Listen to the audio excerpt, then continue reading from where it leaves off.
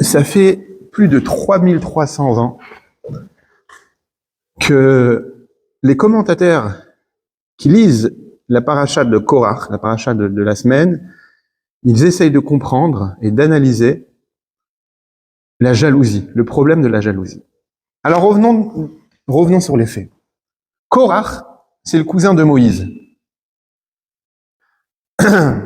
Et il arrive à ameuter avec lui 250 personnes de la tribu de Lévi, des personnes importantes. Et ils vont voir Moshe pour rouspéter et se rebeller. Et Korach en premier en tête et qui dit à Moshe, pourquoi vous avez pris les grands statuts du peuple juif, notamment le frère de Moshe qui est Aaron. Aaron, on sait tous, c'est le grand prêtre, le Kohen Gadol. Et Madoua titnasu al-ke al-Hashem. Pourquoi c'est vous qui avez pris autant de grandeur? Toi, Moshe, t'es le guide du peuple juif, t'es le leader, et ton frère, c'est le grand prêtre. Et nous aussi on veut un grand statut. Nous aussi on est de la famille de Lévi. Rachid explique que Moshe, c'était le fils de Amram, Moshe ben Amram. Abraham, Israël et Jacob. Abraham, Israël et Jacob. Jacob, il avait 12 enfants. Parmi les 12, il y avait Reuven, Shimon, Lévi. Lévi, c'est le troisième. Et Lévi, il a eu 3 fils.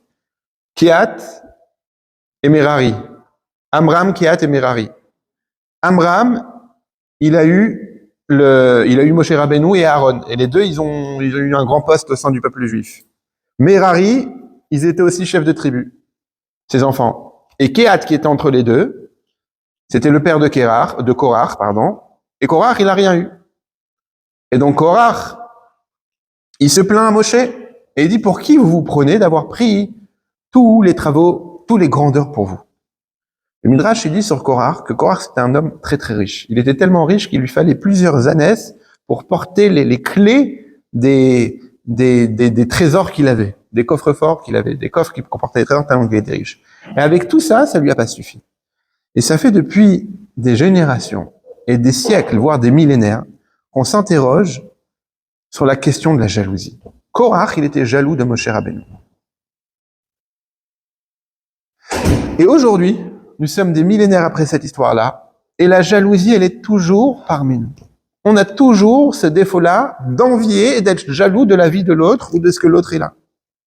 Et la question qu'on peut poser, c'est comment Dieu, il a pu créer un tel trait de caractère qui est la jalousie, si on n'arrive pas à s'en surpasser. C'est-à-dire qu'on est jaloux, on a constamment ce sentiment de jalousie. Il y a quelqu'un qui disait que tu vois en France, tu vois quelqu'un qui a une belle voiture, tu vas l'insulter. En Amérique, tu vois quelqu'un qui a une belle voiture, tu vas dire, ah, la chance, ah, comment je peux faire moi aussi pour me l'avoir? Tu vois, c'est la différence de la mentalité. En France, la jalousie, elle t'amène à la haine. On n'aime pas les riches, on insulte les riches, etc. C'est cette jalousie-là. Et cette jalousie-là, elle existe depuis que Dieu il a créé le monde. On le voit avec Caïn et Abel.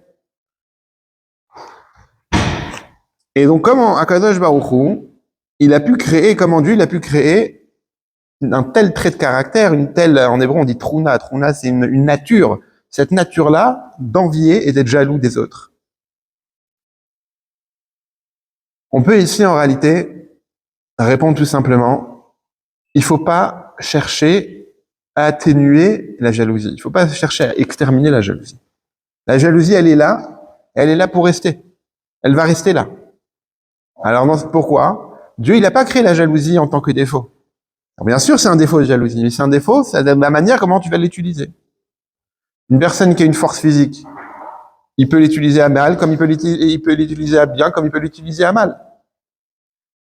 Et la même chose, la jalousie, c'est un défaut, certes, mais c'est un défaut que tout le monde a. Ça n'existe pas un homme qui n'est pas jaloux, à part si c'est un sadique, c'est une neshama spéciale, etc.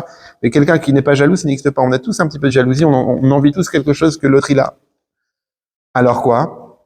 La jalousie, elle est là, on n'est pas censé s'en débarrasser. Au contraire, elle est là pour nous amener, elle est là pour nous élever. Et c'est ça qu'on va essayer de voir ensemble, ce sujet-là profondément. La paracha, elle nous présente Korach, qui est le cousin de Moshe. Et qui, comme on l'a dit, il reproche à Moshe Rabbeinu que lui et son frère, ils ont eu des grands postes et que lui, il n'a rien eu. Il est resté derrière tout le monde. Et que lui, il n'a rien eu. Et malheureusement, qu'est-ce qui s'est passé? Qu'est-ce qui se passe quand quelqu'un il se rebelle contre Moshe Rabbeinu, qui est le maître de la génération? Il a eu une sanction très très dure. C'est que il écrit la Tiftach Haaretz et Pia, la terre elle a ouvert sa bouche, elle a avalé Korach et les 250 personnes qui étaient avec lui. Il s'est fait avaler, engloutir par la terre parce que il a rouspété contre Moshe Rabbeinu. Et on peut se poser la question: comment un homme qui a priori a eu un mauvais comportement envers Moshe Rabbeinu et qui a une Masechet, il y a un traité dans le Talmud, dans le Talmud qui nous dit, dans Yoma, il est écrit que Shem Rechaim Irkav, que le nom des Rechaim, le nom des personnes qui ont été méchantes, qui ont été mauvaises, si on traduit littéralement, ça veut dire il doit pourrir. On ne doit pas mentionner le nom d'un rachat. Le nom d'un tyran, on le dit même pas. Les personnes qui font attention, ils disent même pas le nom de celui qui était à la tête du Troisième Reich. Et comment, après tout ce qu'on sait de ce qu'il a fait Korach, la Torah lui garde quand même un endroit spécial, c'est que quoi? C'est que toute la paracha, elle porte son nom. La paracha de Korach. A priori, une personne qui a eu un tel comportement, on aurait dû s'en débarrasser. On aurait dû annuler. Alors déjà, on peut se permettre une parenthèse, c'est que, a priori, et c'est encore une preuve que la Torah a été écrite véritablement par Dieu. Parce que si c'était Moshe qui l'avait écrit l'histoire, tu écris pas si c'était Moshe qui avait écrit la Torah, et que t'as pas une personne comme Korach qui est venue te défier devant tout le monde. En compte, Moshe, c'est le chef de tout le monde, il y a 600 000 personnes, c'est lui le chef, et t'en as un qui arrive et il défie Moshe devant tout le monde. Ok, il a terminé par se faire avaler par la terre. Mais normalement, si toi, tu écris l'histoire, tu dis, bon, cette histoire-là, je vais pas la mentionner, lui, j'ai même pas parlé, il m'a fait du mal. Et là, on apprend plusieurs choses, mais une des choses qu'on apprend déjà, c'est que un chef communautaire, un rabbin, un dayan, qui n'a pas de personne contre lui, c'est que c'est pas un chef communautaire. Et grâce à Dieu, on le voit bien dans les synagogues, dans toutes les synagogues, il y a toujours des gens qui sont contre l'autorité rabbinique, des gens qui sont... Mais ça fait partie du game, si on peut le dire. Et celui qui n'a pas ça, c'est qu'il y a un problème de sainteté dans la synagogue. Il y a besoin d'avoir des personnes qui respectent. Au moins un, tu vois. Et ça, donc c'est important. Et il faut pas et c'est vrai qu'il y a des fois des personnes qui viennent dans des synagogues, ou peut-être des gens qui parlent mal contre le rabbin, ou contre le président, contre telle personne. Une personne qui est nouvelle peut dire, mais je comprends pas pourquoi on lui permet de venir à la synagogue, et pourquoi on le laisse parler comme ça, etc. Et ça fait partie du Inyan. Korach aussi, on n'a pas effacé, Korach, on a gardé son nom. Ça, c'est une des raisons. Mais après, il y a autre chose. C'est là qu'on va rentrer. Pour revenir à la question directe. Comment on garde le nom de Korach après tout ce qu'il a fait? A priori, c'est un rachat. C'est quelqu'un de mauvais. Donc, on aurait dû s'en débarrasser de lui. Et en particulier, c'est que tu peux me dire, ok, a priori, c'est le premier... Souvent, on appelle la paracha par le premier mot de la paracha. Par exemple, Ele Toldot Yitzhak. Ele, voici, Toldot, la paracha on l'appelle Toldot. Et là aussi, étant donné que la paracha elle commence en disant va Ikar Korach ben Tsar ben Kiad ben Levi, on aurait dû peut-être utiliser le premier mot de la paracha en l'appelant va Ikar. De la même manière que va Ikar, c'est dire il a pris. De la même manière qu'il y a une paracha qui s'appelle Vayetse, il est sorti, on peut essayer d'utiliser le verbe prendre, va Ikar, il a pris. Et pourtant, non, on parle ici de Korach. Et le minag, c'est que la paracha, le nom de la paracha qu'on a gardé, mis d'or et d'or de génération en génération, c'est toujours le nom de Korach. Avant qu'on puisse répondre ça, pour parler, on va revenir sur le fait de la jalousie. Dans la Torah, on voit cette notion de jalousie aussi chez des tzadikim et des tzadikot. Un tzadik, c'est un juste, c'est un pieux. Un tzadik c'est au masculin, une tzadika pour tzadiket pour au féminin, et tzadikot c'est au féminin pluriel. On voit une matriarche sur laquelle on dit qu'elle a eu aussi la jalousie. C'est qui? Pour Agar. Elle a été jalouse de Agar, qui a enfanté avant elle. Alors, certes, mais là-bas, la Torah, elle n'utilise pas le mot jaloux. D'accord. Le mot jalousie. Par contre, elle l'utilise pour... Il y a aussi une autre matriarche qui était jalouse de sa sœur. C'est qui?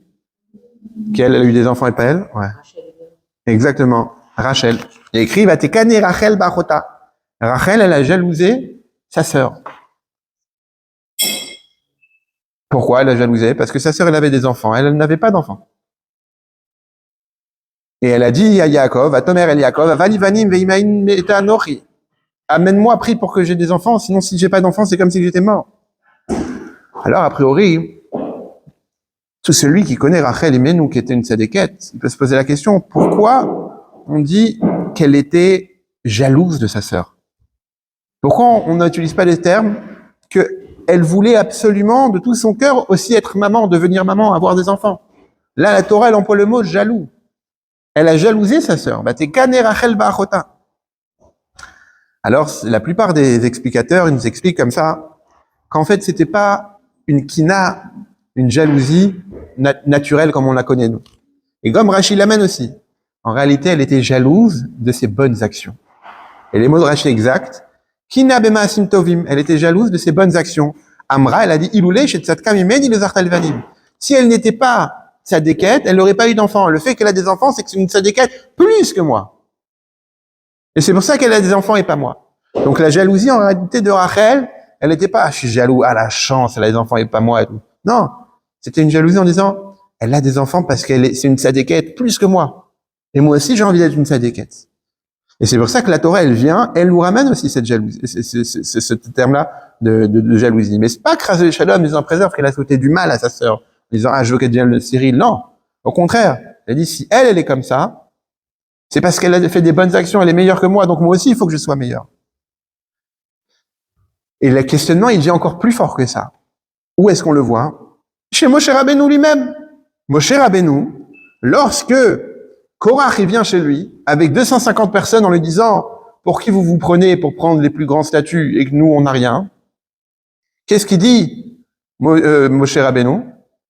Il dit, Zot asukru lachem martot. Il leur a dit, vous savez quoi? Déjà, la première chose qu'il leur a dit, Boker vioda Hashem. On va attendre le matin, et Dieu, il va faire connaître sa décision. Et il leur a dit que chaque tribu va prendre une pelle, et il va offrir à Dieu des kétorettes, des encens. Et que chacun plante un bâton, chaque tribu, et Aaron aussi va planter un bâton, et on va voir quel bâton, il va fleurir. Et concrètement, on voit que c'est seulement les encens de Aaron qui ont été prises, et que c'est le bâton de Aaron qui a fleuri, alors que les autres bâtons, ils ont rien eu. Donc là, c'est un signe que Dieu, il a choisi Aaron et pas les autres. Mais concrètement, il écrit Kachamarlem. Rachid l'explique comme ça, pour le pasouk, quand il dit Zot asukru lachem martot, prenez des pelles.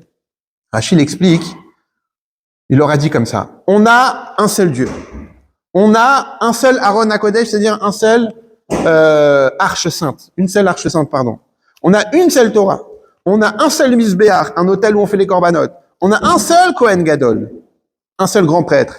Et vous, 250 personnes, vous demandez la Kehuna, vous demandez la prêtrise. Afani Rotsebekar. Moi aussi, j'ai envie de la prêtrise. Moshe Rabbeinu a dit, moi aussi, je suis comme vous, moi aussi, j'ai envie d'avoir la prêtrise. Ça veut dire que Rashi ramène que Moshe Rabbeinu lui-même, il a dit, je suis jaloux aussi. Moi aussi, j'ai envie de la prêtrise. Comment c'est possible? C'est-à-dire que le moment avec le plus de suspense dans la vie de Moshe Rabbeinu, on vient le défier, au lieu qu'il leur fasse la leçon en leur disant, mais pourquoi vous êtes jaloux? La jalousie, c'est un mauvais comportement, c'est une mauvaise manière. On l'a lu dans les 10 commandements, il y a écrit que tu vas pas convoiter la maison de ton ami, la femme de ton ami. Au lieu de leur tirer les oreilles en leur disant, enlevez ce mauvais sentiment d'entre vous, qu'est-ce qu'il leur dit? Il a dit, mais moi aussi, je suis jaloux comme vous. Moi aussi, j'aurais voulu être Cohen. Sauf que Dieu, il a choisi un seul Kohen Gadol, un seul grand prêtre. Et ça, on peut pas nous rouspéter. Maintenant, comment on peut comprendre ça? Pourquoi Moshe, il leur a pas tiré les oreilles en leur disant, mais il faut pas être jaloux, au contraire, il dit, moi aussi, je suis jaloux. En réalité, Moshe Rabbeinu, il vient exactement exprimer quelle est la notion de la jalousie sur laquelle la Torah nous demande d'aspirer. Chaque homme, avec un grand H, il a de facto la fainéantise en lui. Il n'a pas envie de travailler, il n'a pas envie de se lever le matin, il n'a pas envie d'étudier, il n'a pas envie d'aller à l'école. On est avec ce sentiment-là de atzlanout, comme on dit en hébreu, de fainéantise. Il n'y a rien qui nous pousse vers l'avant. Il n'y a rien qui nous pousse vers l'avant, sauf la jalousie. On le voit, c'est un midrash qui dit comme ça. Amar HaKadosh Baruch Hu, donc c'est un midrash de Yalkut Shimoni, où Dieu il dit comme ça, chez Ilmalakina en haolam omed. Sans la jalousie, le monde ne peut pas tenir. Un homme ne plantera pas de vigne pour lui aussi avoir du vin. Un homme ne se marierait pas avec une femme. Et un homme ne construirait pas de maison. Ça veut dire quoi? Ça veut dire que la jalousie, elle n'est pas là. Bien sûr, c'est quelque chose de mauvais qu'il faut maîtriser. Mais elle est là pour nous motiver. Concrètement, et on le voit aujourd'hui clairement, il n'y a pas besoin de preuves. Tu vois, que ce soit dans la société, que ce soit dans le monde du travail, que ce soit dans les maisons. On est toujours là à dire, ah, il a une belle maison, puis moi aussi je vais faire comme ci, moi aussi je vais faire comme ça. Ah, lui il gagne tant, moi aussi j'ai envie de gagner tant. Ah, lui il s'est marié, moi aussi j'ai envie de me marier. Il a une voiture, moi aussi j'ai envie d'avoir une voiture. En réalité, la jalousie, elle est là pour nous faire aspirer à bouger un petit peu dans la vie, à avancer dans la vie et à monter de niveau. Et ça, c'est le sens que la Torah nous apprend de avoir la jalousie. Tu peux pas éliminer la jalousie. Elle est là depuis que Dieu il a créé le monde. Mais c'est à toi de transformer cette jalousie-là en quelque chose de bien, en quelque chose d'utilité. On raconte une histoire avec Rabbi Shalom Dovber. Il avait son grand frère, il s'appelait Zalman Aaron. Et quand ils étaient enfants, ils jouaient les deux. Et comme Zalman Aaron, c'était le plus grand des deux, qu'est-ce qu'il a fait? Il jouait un jeu. Il a dit, comme je suis le plus grand, donc il a mis son frère dans une sorte d'un petit trou. Il l'a mis là-bas. Il lui a dit, voilà, moi je suis plus grand que toi et toi t'es en dessous de moi. Et leur mère, c'était la rabbinite Rivka.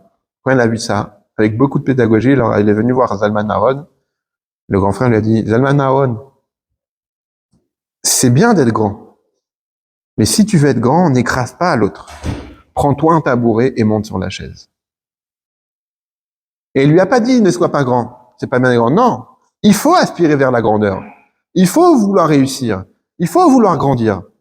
Mais sans écraser l'autre. Et c'est ça la différence de la jalousie de Korach et la jalousie de Moshe Rabbeinu.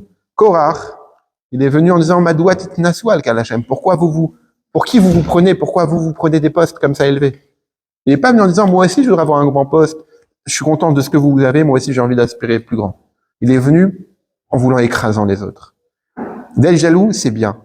Et la Torah le dit même, Kinat sofrim tarbe chorma. Un jour, quelqu'un qui écrit une lettre au rabbi, et il a dit dans sa lettre, il dit, rabbi, voilà, j'ai un problème de jalousie, je suis jaloux d'un autre élève, que lui, il étudie plus que moi, et il réussit plus. Et le rabbi lui dit, il lui répond dans la correspondance, il lui dit, votre lettre, elle m'étonne, votre comportement m'étonne. La Torah, elle dit clairement, Kinat sofrim tarbe chorma. Le fait d'envier les scribes, ceux qui écrivent les parchemins, tarbe chorma, ça va rajouter de la sagesse. Ça veut dire quoi? Lorsqu'on est jaloux de quelqu'un qui est intelligent, ben ça nous pousse à nous aussi à devenir intelligents. Et ça, c'est ce que le peuple juif, il a grandi grâce à ça. Tu vas pas écraser l'autre, tu vas aider l'autre. Tu vas pas réussir. Et c'est marrant, Be'ash Gacha Pratit, avec la providence divine, on est tous aujourd'hui un petit peu sur les réseaux sociaux, et j'ai vu une vidéo d'une personne, comment dire, c'est en anglais, donc c'est un Américain, un Afro-Américain même, un Afro-Américain qui dit, il fait une vidéo comme ça, aucun rapport, tu vois, il se filme comme beaucoup, et il dit, moi, ce que j'admire chez les Juifs, c'est que il vit à côté de Prospect Park, c'est à Brooklyn, et il a vu des jeunes Juifs là-bas, il s'est pris en photo avec eux, il leur a dit, et après il fait une vidéo, il dit, regardez la différence entre les Juifs et nous. Il dit, dans cette communauté-là, ils sont tous habillés la même chose. Chemise blanche, pantalon noir, veste noire, etc. Et derrière, tu peux pas savoir qui il y a. Il y a peut-être quelqu'un qui est très très riche, quelqu'un qui est très pauvre, mais ils sont tous le même dress code, ils sont tous habillés la même chose. Et il dit, et quand ils ont des problèmes, ils les règlent entre eux. Quand une personne elle est en galère, eh ben tout le monde va venir l'aider. Et il dit, alors que c'est une minorité dans le monde. Et je dis, c'est marrant que je suis tombé, le Baal Shem Tov dit, de chaque chose qu'on voit dans la rue, dans le monde, des juifs, des non-juifs, il faut en apprendre pour le service divin. Il dit, c'est marrant, le fait que je sois tombé sur cette vidéo-là dans la paracha de Korach, il dit, ça met en image ce que la Torah nous dit et nous enseigne. Il faut être jaloux, mais sans écraser l'autre. Tu dois être jaloux, mais pour toi te faire avancer, pour te faire réussir, pour progresser. Et c'est pour ça que Dieu, il a pas enlevé la jalousie, il a pas enlevé, au contraire, grâce à ça, ben toi aussi tu avances. Sinon, clairement, on se marierait pas. Mais de la même manière que tu vois l'autre qui réussit, toi aussi tu as envie de réussir. Tu vois le couple de ton ami qui réussit, toi aussi tu as envie de réussir dans ton couple. Et pour terminer avec un autre point de la paracha, c'est que quelle solution il leur a donné Moshe Rabbeinu quand ils sont venus se plaindre? Il leur a dit comme ça, il leur a dit, vous savez quoi? On va demander à Dieu. Vous prétendez aussi avoir la Keuna, vous voulez avoir la grande prêtrise. On va demander à Dieu directement qui est-ce que lui, il choisit. Comment ils ont demandé à Dieu, sans qu'il demande à Dieu. Il a fait ce système-là, il dit chacun va planter un bâton, et on verra c'est lequel bâton que Dieu va choisir. Et Aaron, il a planté un bâton, et en une nuit, c'est Veigmol Shkedim, le bâton de Aaron, il a fleuri avec des amandes. Alors que les amandes, ça prend beaucoup de temps, et le miracle c'est qu'en une nuit, il y avait déjà des amandes sur le bâton de Aaron, le frère de Moïse, et pas des autres. On peut poser ici la question, pourquoi il a utilisé pas métaphore, mais pourquoi il a utilisé cette méthode-là plutôt pour connaître qui Dieu choisit? Moshe Rabbeinu, il n'a pas de problème à demander Dieu. Moshe Rabbeinu, il peut parler avec Dieu, panim el panim, comme il écrit, face à face, il a parlé avec Dieu. Pourquoi il n'a pas demandé à Hachem directement? Hachem, voilà, ces personnes-là, ils ont une ta'ana, ils ont des arguments, ils ont un reproche. Qu'est-ce que toi tu en penses? Non, au lieu d'interroger Dieu directement, il va utiliser une méthode, la méthode du bâton, et des ktorettes, des encens, mais surtout du bâton, pour demander à Dieu qui Dieu choisit. Rabbi, il explique, alors je pense Saint-Pierre du Rabbi, que Moshe Rabbeinu, il nous montre exactement qu'est-ce qu'on attend d'un Kohen Gadol, d'un leader, d'un grand prêtre. Comment on voit ça? De la même manière que le bâton. C'est quoi un bâton?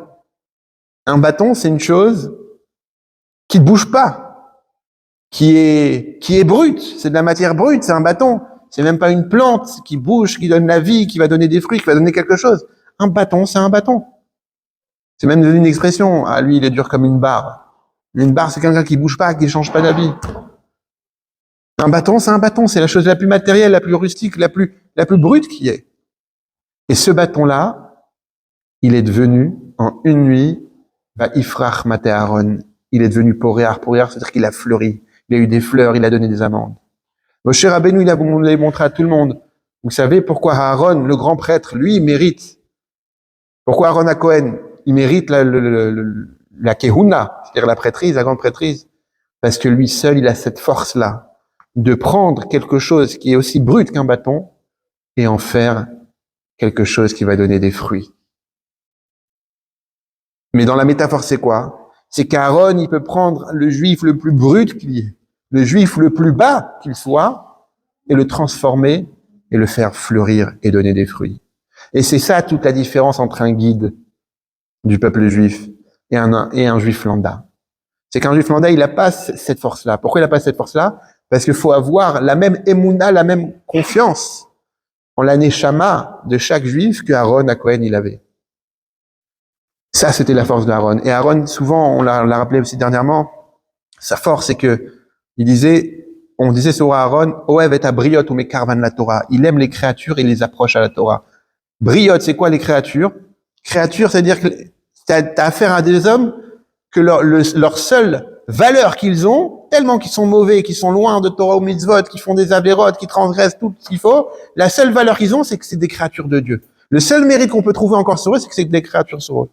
Et ben même eux, Aaron HaKohen, Oev et Tabriot, il les aimait, ou Mekarvan la Torah, il les approchait à la Torah. Et attention, pas qu'il approchait la Torah à eux, qu'il adaptait la Torah à eux, non, il les prenait eux et il les adaptait à la Torah et les rapprochait de la Torah. C'est ça toute la différence avec Aaron à Cohen. Et c'est ça l'exemple que Moshe Rabbeinu il leur a voulu montrer à tout le monde. C'est ça le spectacle que Moshe Rabbeinu il a montré à tout le monde. Il a dit, regardez, la force d'Aaron, c'est quoi? C'est que lui, il est capable de transformer un juif qui est de la matière la plus brute comme un bâton, il est prêt à en faire un arbre fruitier. Et donc, qui va donner des fleurs, qui va donner du pollen, qui va donner des feuilles, qui va donner des amandes. Et sans le voir, puisque jeudi, on va célébrer Gimel Tammuz et Iloula du Rabbi, cette force-là, on la voit chez le Rabbi. Le Rabbi, il croit en chaque juif, dans le potentiel de chacun. Que même le juif le plus bas des bas, eh ben, il peut donner aussi des fruits. Il peut donner aussi des pérotes, comme Aaron à Cohen. Et ça, c'est toute la différence entre la prêtrise, entre le niveau d'Aaron à Cohen, entre le niveau du Rabbi et notre niveau à nous. Il faut avoir ce niveau-là, d'avoir une telle Ahavat Israël, un tel amour du prochain, la croyance de croire en chaque juif dans le potentiel, comme on a évoqué Shabbat au Farbrengen, de croire en potentiel de chaque juif, que même celui qui est matière la plus brute, eh ben, il peut donner des fleurs, il peut donner des fruits.